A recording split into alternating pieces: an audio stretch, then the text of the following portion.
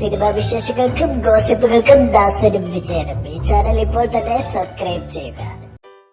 മലയാള താരങ്ങളുടെ ഫാൻസ് അസോസിയേഷനുകളിൽ ഏറ്റവും കൂടുതൽ കെട്ടുറപ്പുള്ള സംഘടനയാണ് മോഹൻലാൽ ഫാൻസ് അസോസിയേഷൻ.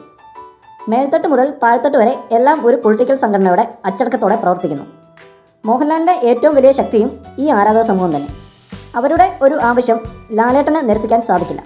1971 ബിയോണ്ട് ബോർഡേഴ്സിന് വമ്പൻ റിലീസിംഗ് ഒരുക്കി ഗ്രേറ്റ് ഫാദർ സ്വന്തമാക്കിയ ആദ്യദിന കളക്ഷൻ റെക്കോർഡ് തിരിച്ചു പിടിക്കാനുള്ള ഒരുക്കങ്ങളിലാണ് മോഹൻലാൽ ആരാധകർ. അപ്പോഴായിരുന്നു മോഹൻലാൽ ആരാധകരെ നിരാശപ്പെടുത്തിയ തീരുമാനം ബിയോണ്ട് ബോർഡേഴ്സ് ടീം എടുത്തത്. അതായത് ചിത്രത്തിൻ്റെ റിലീസിംഗ് 10 മണിക്ക് ശേഷം മാത്രം മതിയെന്ന തീരുമാനം. ഇതോടെ ഫാൻസ് ഷോകൾ സംബന്ധിച്ചുള്ള പരിഭവങ്ങൾ ആരാധകർ മേജർ രവിയെ അറിയിക്കാൻ തുടങ്ങി. ചിത്രത്തിൻ്റെ ആദ്യ ഷോ 10 മണിക്ക് ശേഷം മതിയെന്ന തീരുമാനത്തിനെതിരെ ആരാധകർ രംഗത്തെത്തി. ഒടുവിൽ ഫാൻ ഷോകൾക്കായി തിയേറ്റർ അതോറിറ്റീസിനെ നിർബന്ധിക്കുമെന്നും മേജർ രവി ഫേസ്ബുക്കിൽ കുറിച്ചു.